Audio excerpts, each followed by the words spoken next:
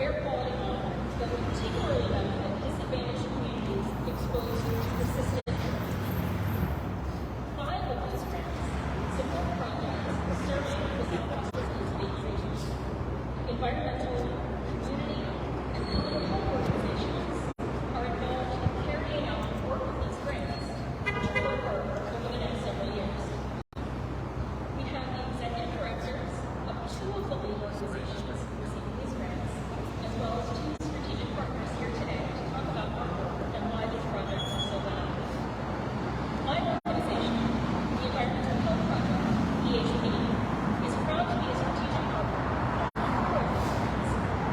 EHP's mission is to defend public health in the face of oil and gas development. And for more than 10 years, we have provided frontline communities, health professionals, policymakers, and advocacy partners with the information and tools they need to better protect frontline families from harmful pollution related to oil and gas development, particularly right here in Pennsylvania.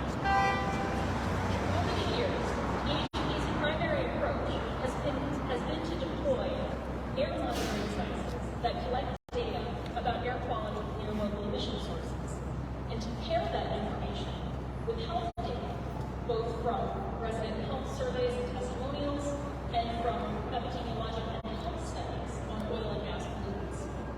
In all, EHP has placed more than 800 air monitoring devices in communities and conducted more than 550 individual health evaluations. From all this work, we can say with confidence that air emissions from oil and gas development significantly raise the risk of health harms in our region. For this set of EPA grants, EHP is poised to provide data analysis through our air review app, a tool that offers near real-time access to air quality measures from global monitoring reports, as well as insights into pollution dispersion and safety concern. In this way, EHP will contribute to the ongoing efforts protecting frontline families from the health consequences of the air pollution. In carrying out our day-to-day work, EHP advocates for a health-protective approach that places public health and well-being at the center of critical policy decisions wherever oil and gas development puts public health at risk. So before I introduce our next speaker, I would like to leave you with one last thought. It is within the ability of governments and government agencies like the EPA to adopt policies that prevent premature deaths and decrease the health impacts caused or exacerbated by pollution. Let me say that again. Policymakers can save lives and promote healthier families. We urge all policymakers to join with courageous speakers that you will hear from today to make our country and indeed our world a place where people can breathe more freely and live more fulfilled lives. And with that, I will hand the microphone off to Shannon Smith, Executive Director of FracTracker Alliance.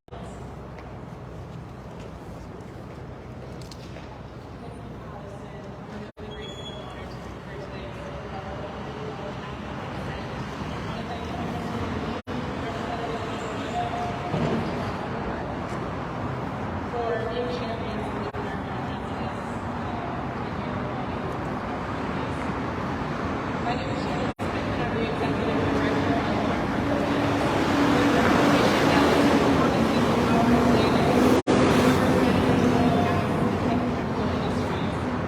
I live in Pittsburgh, where business became overwhelmed with the smell of industrial pollution and reported it from the efforts of PGH, along with dozens of other Williamsburg and Pittsburgh residents who described symptoms like hurting eyes, nausea, headaches, nightmares, and sore throat.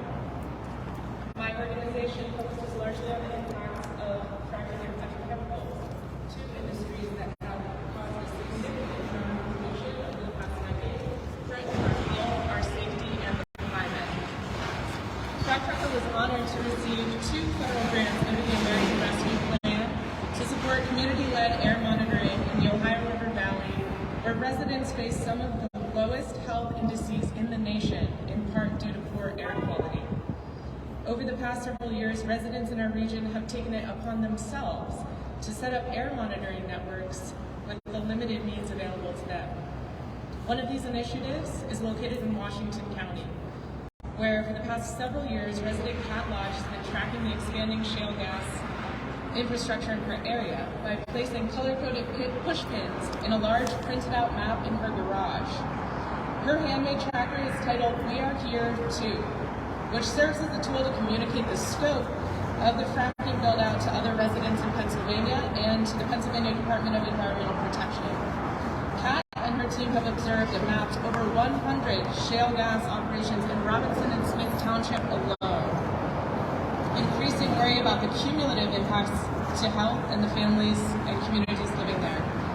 FracTracker and our partners will be able to implement more sophisticated technology to build on these efforts using mobile apps, stationary air monitors, drone-mounted aerial air monitors, and other tools.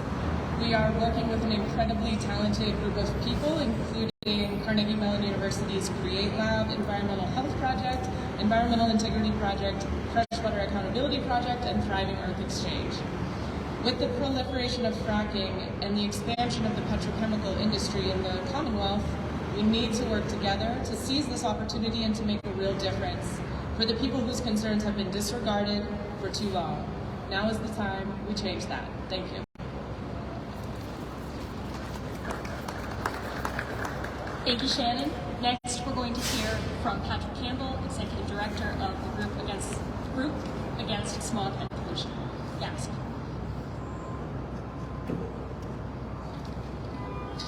Good morning. I'm honored to be standing alongside my colleagues and elected officials today, all incredible leaders in our region.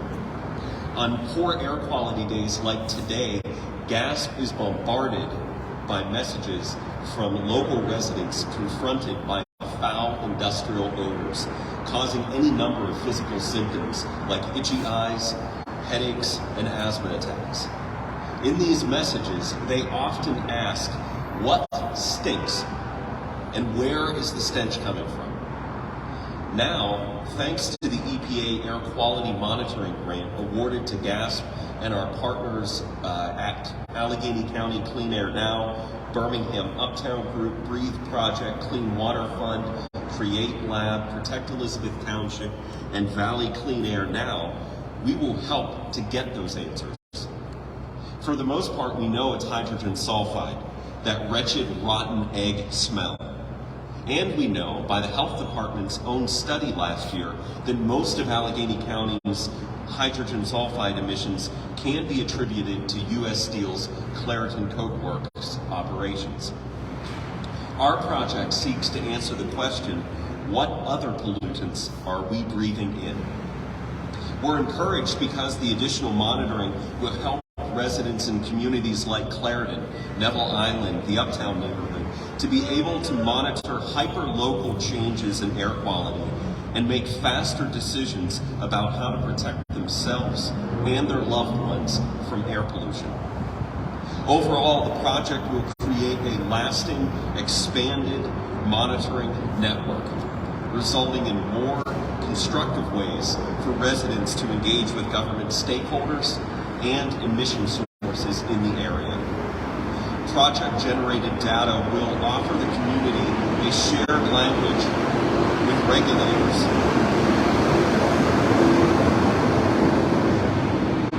to articulate complaints and allow members in the community to better understand their experiences related to air quality. In other words, communities will have their experiences and data to create a narrative to champion their community's health and well-being. That is something that is powerful and cannot be ignored. Thank you.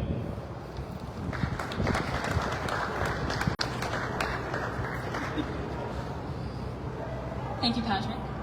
Next, we will hear from Vanessa Lynch, Pennsylvania State Coordinator with Moms Clean Air Force. Hi everybody, my name is Vanessa Lynch and I'm State Coordinator for Moms Clean Air Force. Moms Clean Air Force is a community of 1.5 million moms and dads united against air pollution and the urgent crisis of our changing climate to equitably protect our children's health. The petrochemical industry and its increased demand for fracked gas in southwest Pennsylvania is creating a serious air quality concern for Ohio River Valley families like mine.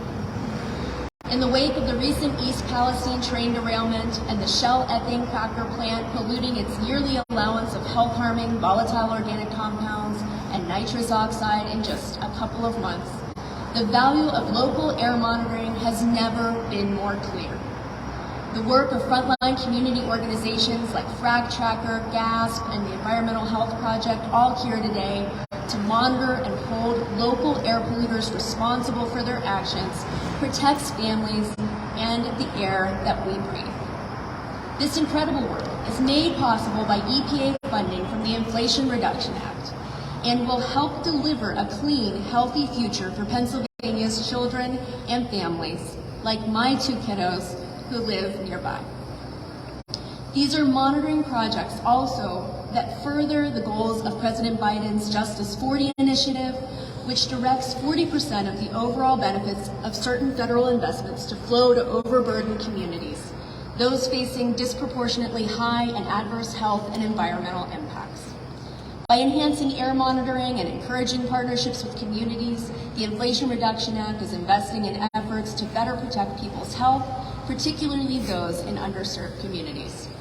The investments provided by this legislation will help reduce air pollution in Pittsburgh and communities across Pennsylvania.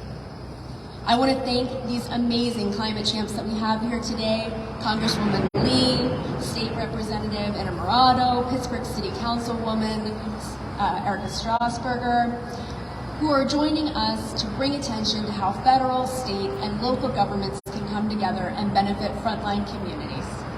Families across PA will greatly benefit from the air monitoring provided by the Inflation Reduction Act, and Pennsylvania moms are thrilled that clean air is being prioritized for the health of our children. Thank you.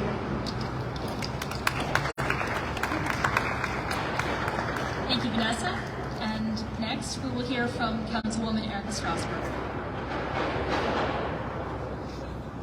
Thank you. I am honored to be here today with those you've already heard from, the amazing advocates who are doing the on-the-ground work every single day to monitor, to advocate, and to empower communities to do what's best for themselves and the health of their families. And it's my honor to stand with some amazing policymakers here today as well. Our region has been grappling with the consequences of air pollution for a long time. We all know that. Among them, higher rates of asthma, especially childhood asthma. And I know that every parent would move mountains to keep their children safe.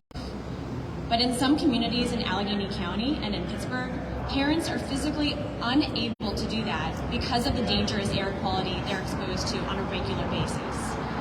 I know the fear that runs through them every time that they're forced to rush their child to the emergency room because of an asthma attack. It's not their fault, and truly it's not fair.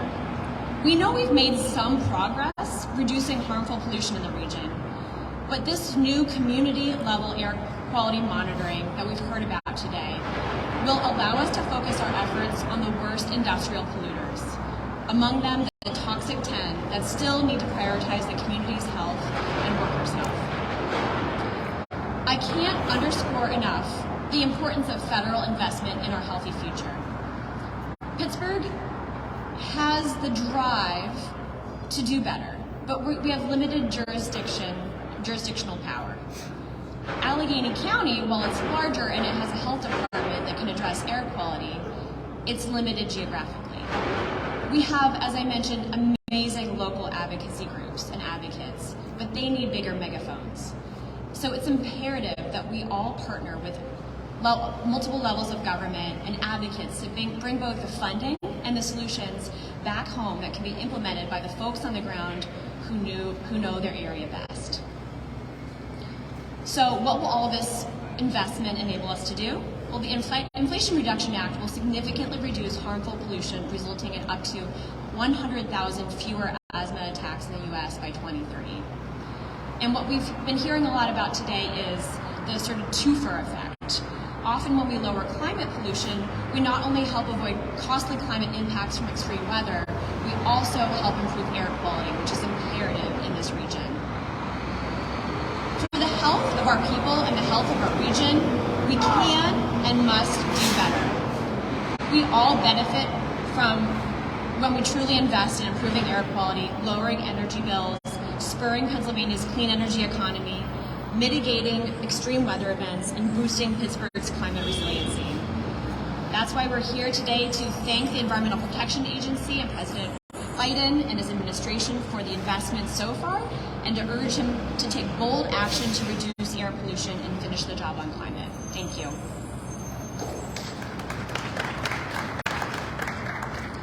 Thank you very much.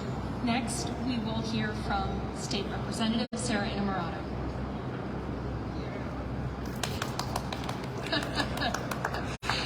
Good morning, folks, and I just want to start with echoing my gratitude. I'm so grateful to have wonderful partners on the ground at the grassroots and grass tops level, but also at all levels of government when it comes to addressing climate change in our region and across our state. So protecting the health and safety of our residents is one of the most sacred duties of our government. We heard from Allison, addressing climate change is making sure that we're keeping families healthy and communities safe.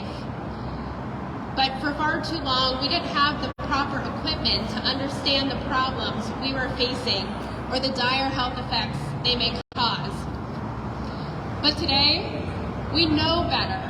We have the tools, we have the data to understand the public health and economic harms created by pollution. And today we are here to celebrate the historic investments by President Biden and the Democrats at the federal level of the money that they're putting into air quality monitoring systems. This investment will provide us with more accurate data and increase our ability to take on corporate polluters to ensure they pay us every time they put our communities at risk and contribute to the climate crisis. We have known for decades that Allegheny County has some of the worst air quality in the country. And who that harms? It harms our Black and brown and working class communities because they have had to bear the brunt of that air quality from our industrial polluters here in our county. And this investment, it is a first critical step. But President Biden and the National Democrats have unlocked billions of dollars that we can bring back to invest in environmental justice communities that have been left out of the conversation for far too long. And together with these communities, we can build the sustainable economies of the future and create good paying jobs in the process. Because it turns out that reducing pollution, it's good for our economy and it's good for our environment. This is our opportunity here in Allegheny County with transformative leaders in our municipalities and cities of Pittsburgh, like Mayor Gainey and Councilwoman Strassburger, at the county, at the state level, and at our federal level with Congresswoman Summer Lee. We can aggressively pursue these federal grants and bring back millions of dollars to communities that have been harmed by our industrial past and build a greener, more inclusive, more prosperous future. And as leaders, I'm here to say we are ready to step up and meet this moment. We will invest in public transit systems and make walkable neighborhoods. We will make our buildings more energy efficient.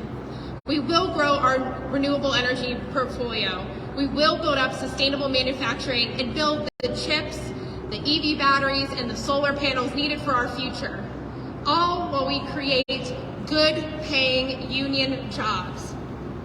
And while we're at it, we're going to prioritize hiring and training those who were hit first and worst by the impacts of racism, climate damage, and the downturn of industry. We can, in this moment, We can right the wrongs of the past and repair the damage extractive industry left us over the last century. We can even build the greenest steel manufacturing facility right here in Allegheny County. We just need the corporate and political will to do so. But we know the climate crisis doesn't wait for anyone. So we must go bigger, bolder, and faster if we want to prevent the climate change from doing the most harm to the people who have been left behind for too long. And this is our moment to build a greener, more sustainable future that includes us all. Thank you.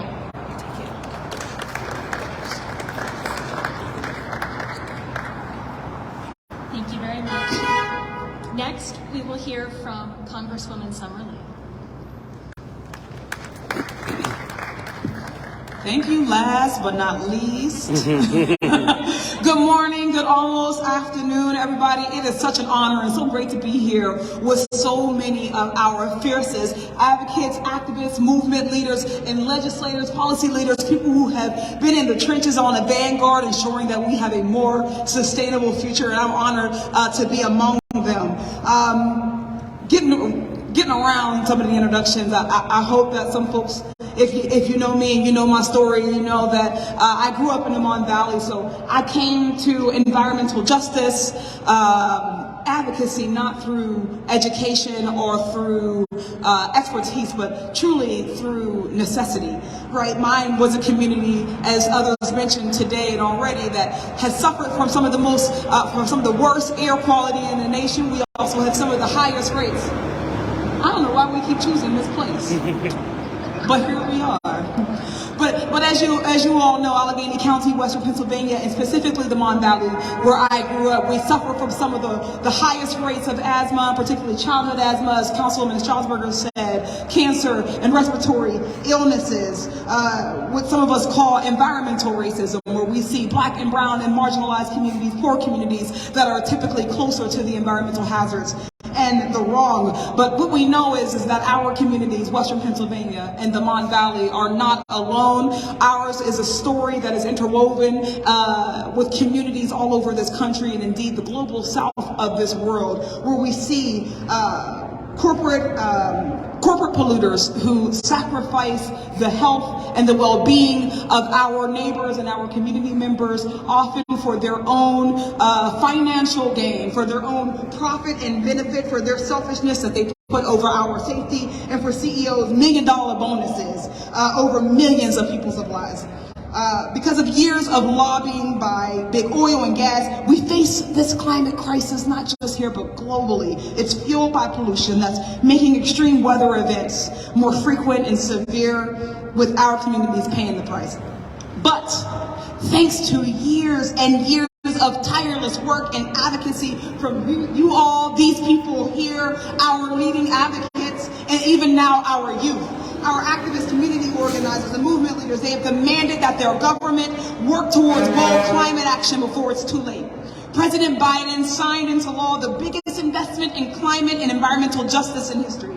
So let's start by talking about the Inflation Reduction Act's clean air provisions and what they'll mean for Western Pennsylvania, some of which we've already had a glimpse of. $3 billion will be invested to reduce air pollution, including $750 million benefiting communities like those in the 19 Pennsylvania counties that don't meet national air quality standards.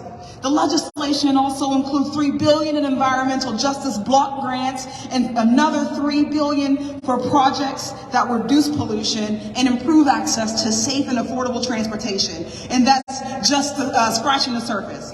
But our work is not done.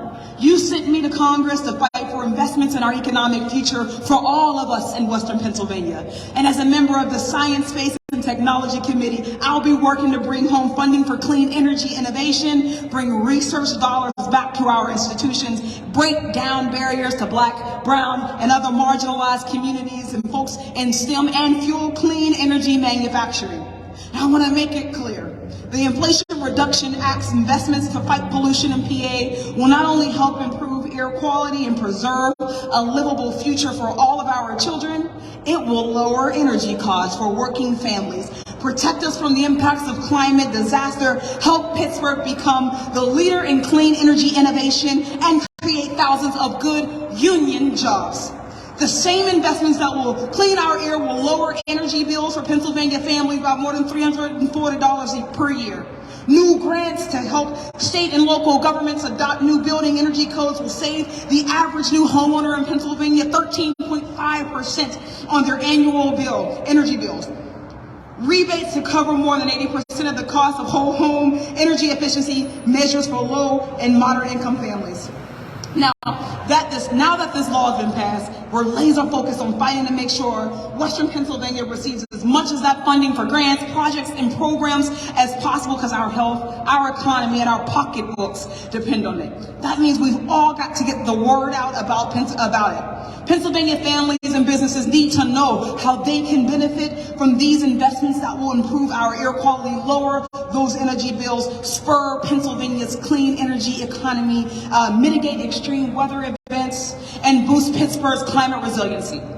And we need to keep the pressure up to make sure that these funds are doled out equitably and intentionally to right the wrongs of environmental racism, and to pass more big, bold bills to hold polluters accountable, combat the climate crisis, clean up our air and drinking water, and create good union jobs. Our communities deserve leaders who will fight back as hard as these organizers are fighting at home, these very leaders who live the impacts of this climate catastrophe and pollution every single day. So I want to remind my colleagues back in Washington, if your policies don't include environmental justice and address environmental racism, then you're not progressive and you're not working in the right direction. So if you're meeting with your lobbyists more than our young activists whose futures depend on this bold action, we're not leading. If you're for tax breaks for big oil, you're not for PA families paying for it in their energy bills every month. So every person deserves clean air, clean water, and a livable future.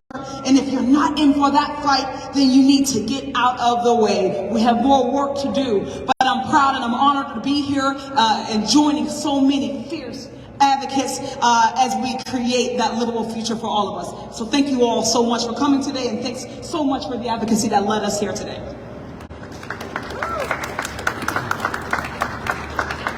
Thank you so much, Congresswoman.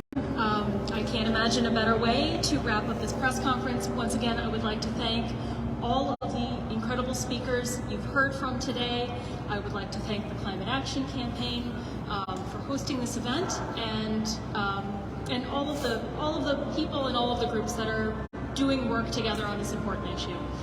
With that, I would like to open it up to any questions. Yeah, you said there were 6 grants. Can you explain how much money there is coming back and what exactly these grants will do? Sure. Would one of the grant leaders like to speak to the grants? I'll have to look up exact numbers, but I think in total in Southwest Pennsylvania in our region, there's been around, or the Ohio River Valley region, there's been around 53 million allocated. FracTracker Alliance, like I said earlier, was awarded 2 of the federal grants from EPA for community-led ambient air monitoring under ARP, totaling together almost 1 million. And that the average size of each grant is 500,000 or less. And so what are they doing exactly? Can you explain, so you said community air monitoring. What does that mean? Yeah, in multiple instances, there are already pre-existing community-initiated, citizen science initiated air monitoring networks that already exist with relatively accessible, low-cost stationary air monitors. So this work has been going on in the background from regular folks for multiple years. And so a lot of the advocacy groups have been working to bolster those networks, and now with this funding we're going to be able to do incredible things to add new technology and to make sure that that data is going directly to decision makers. One of the criticisms you hear a lot about regulators, particularly the county health department, is they're either toothless or they lack the political will to kind of hold those more accountable. So these projects, as I understand it, are mostly about gathering more data to bolster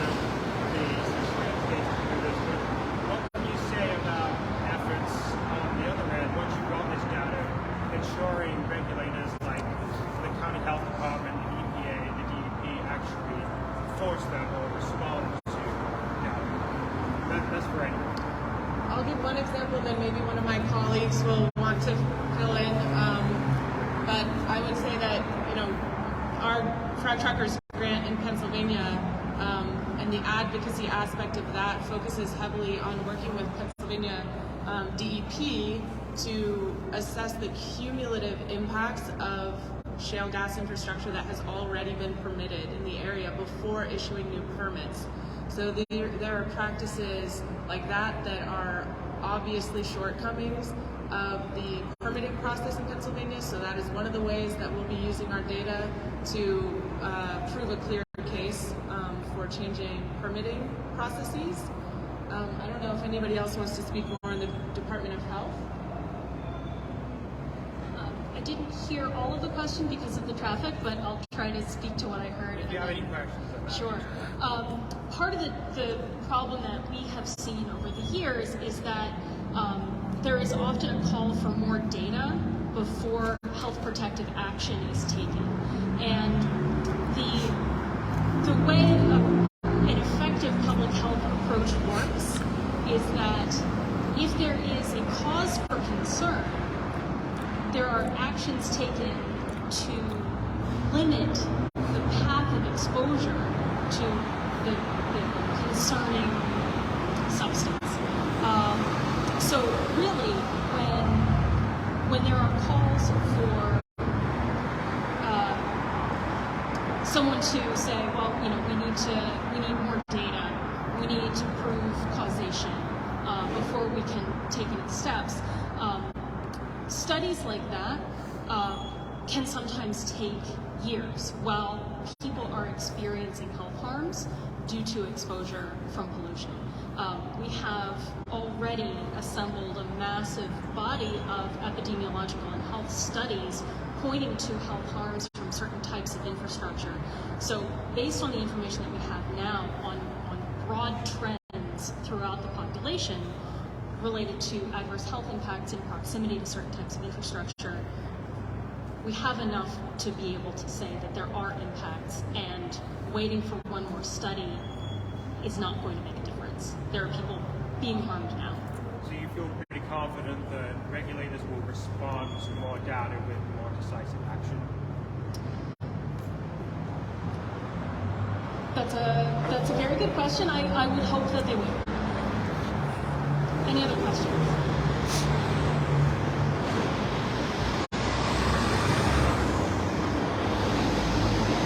All right. Well, thank you so much for your time today.